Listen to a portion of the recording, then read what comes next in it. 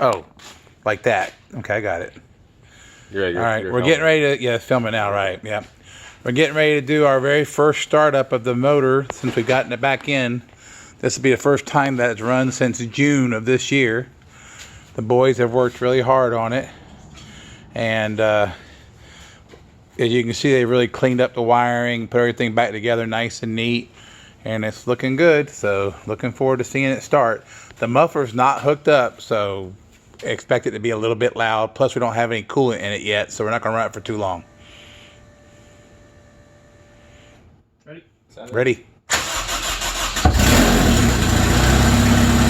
Yay! It's alive! Thank God.